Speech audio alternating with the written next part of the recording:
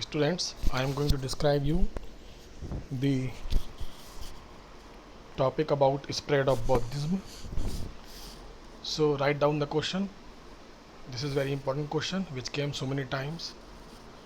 Describe the causes of the spread of Buddhism in India and all over the world. Describe the causes of the spread of Buddhism in India and all over the world. So Buddhism grew rapidly both during the lifetime of the Buddha and after his death also. बल्कि ये कहा जाए that it expanded more after the death of the Buddha. It was very true. So first point or first reason of its expansion is that patronage of kings. Okay, write down the side heading, patronage of kings.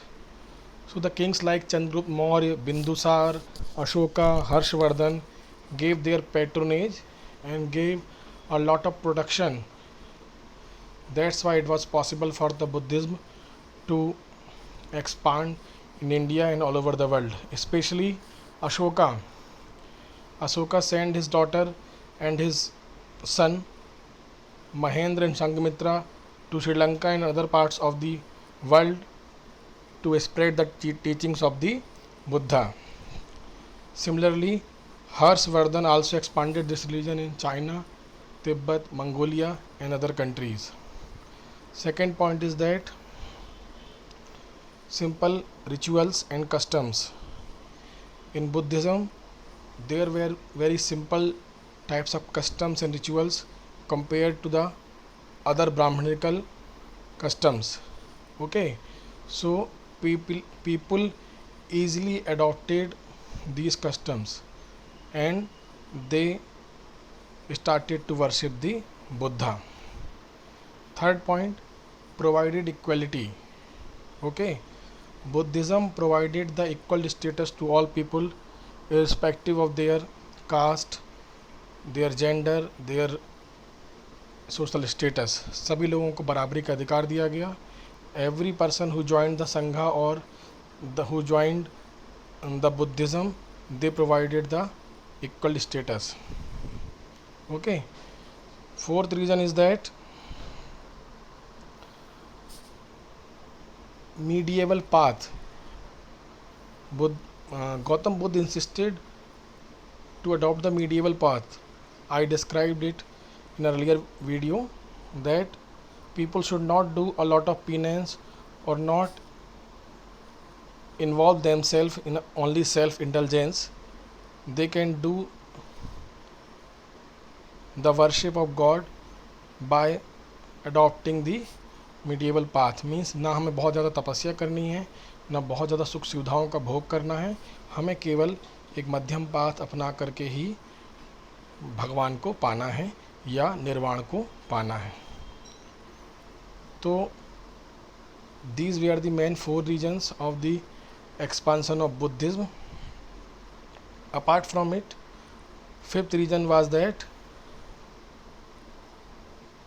dissatisfaction for the prevailing religions. ये लिखा हुआ देखिएगा, dissatisfaction with the prevailing religions means before the emergence of Buddhism there were so many religions were in the India, like the Hindu religion, and under the Hindu religion there were other branches also, Vaishnavism, Saivism, and other branches were there also.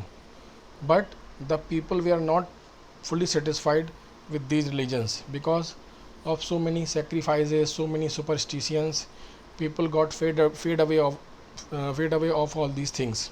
So they wanted to get this simple type of religion or simple type of idea of worship to the God. So they attracted towards the Buddhism. So these were the main 5 reasons of the spread of Buddhism. Now we come to the stupas and chaityas. So first we understand the meaning of chaitya. Chaitya means a sacred places related with the Buddhism. In nutshell or in a simple meaning, you can understand that Chaityas were prayer halls where the stupa was also located in it. Okay, तो चैत्य एक prayer hall जैसे बड़े बड़े hall होते थे, बीच में स्तूपा होता था और बुद्धिज़्म के फॉलोअर्स वहाँ पर बैठ के पूजा करते थे. ठीक है, तो there are other sites also which are having the relation with the life of Buddha. They declared the Chaityas, some special trees also, some unique rocks also. ये लिखा होगा देखिएगा, sites with special trees or unique rocks or sites of awe-inspiring natural beauty with small shrine attached to them were known as Chaityas. So the things which were related with the Gautam Buddha life, any tree, any place, any rock, जहाँ पर उन्होंने तपस्या की, जहाँ पर उन्होंने अपने उपदेश दिए, वो चैत्य के रूप में फेमस हुए हैं.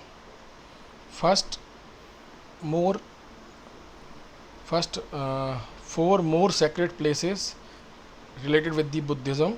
ये 1 मार्क क्वेश्चन आता है. First one was that Lumbini where the Gautam Buddha was born. Second one was the Bodh Gaya where he attend enlightenment, जहाँ पर उन्हें ज्ञान की प्राप्ति मिली, बोध गया बिहार में. Sarnath where he gave his first sermon means teachings, जहाँ पर उन्हें अपनी पहली टीचिंग्स दी. Next one is Kushinagar where he attained nibbana, जहाँ उनको निर्वाण की प्राप्ति हुई. These 4 places were considered as sacred.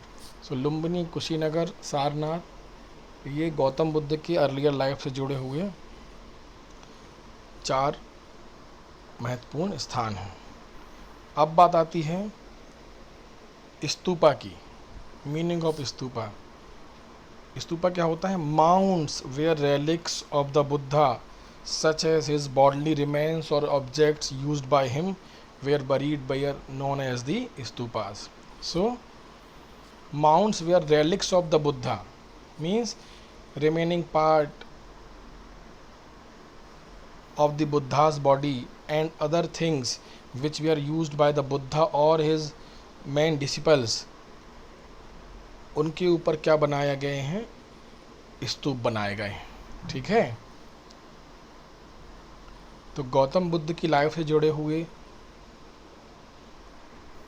उन अवशेषों को या उन रिमेनिंग पार्ट को जो उन्होंने अपनी लाइफ में यूज़ किए, उन सब के ऊपर भी, जैसे उनके फुट स्टेप्स, जो उनकी चरण पादुकाएँ थीं, या अदर थिंग्स, उन्होंने जो कॉम्ब वगैरह है जो उन्होंने यूज़ किए, वो सब को रख करके उनके ऊपर क्या बनाए गए हैं? स्तूप बनाए गए हैं. और प्लस उनके बॉडली रिमेन्स के ऊपर भी स्तूप बनाए गए हैं. It is known that Ashoka distributed portions of the Buddha's relics to every important town and order the construction of stupas over them. ठीक है, ध्यान रखिएगा, अशोका ने ही गौतम बुद्ध के स्तूप बनाने का ट्रेडिशन शुरू किया था. Ashoka distributed the relics of the Buddha to his officer and gave them order to make the stupas in different towns. The stupas at Bharhut, Sanchi and Sarnath were built by the 2nd century BCE. Bharhut, Sanchi हमारे मध्य प्रदेश में है, सारनाथ उत्तर प्रदेश में है. ठीक है, inscriptions found on the railings and pillars of the stupas give idea about the donations given by the kings, guilds, bhikkhus, bhikkhunis and ordinary man and women for building and decorating these monuments. सो ये किस तरीके से स्तूपास बने हैं, ध्यान रखिएगा आप.